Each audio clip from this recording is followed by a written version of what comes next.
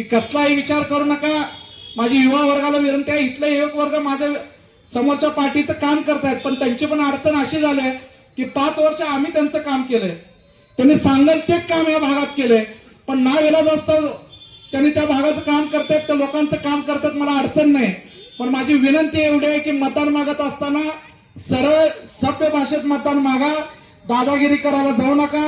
मागच्या वेळी तुम्ही दादागिरी केल्यानंतर का अंगलट आले तुम्हाला माहित आहे.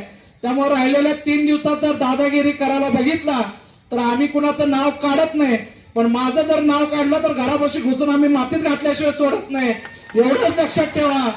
आणि सगळ्या युवा वर्गाला सांगतो, नगरसेवक म्हणून मी तुमच्यासोबत कधीच राहिलो नाही, तुमचा सहकारी म्हणून, तुमचा भाऊ म्हणून राहिलोय. त्यामुळे तुमच्या जर केसाला इथं धक्का लागला तर तो वैयक्तिक निरंजन आवटीला धक्का असणार आहे. त्यामुळे 24 तास माझा मोबाईल चालू आहे, कधीही काय वाटलं तर मला फोन करा. हा तुमचा घरातला मुलगा तुमच्यासाठी असेल एवढाच शब्द देतो.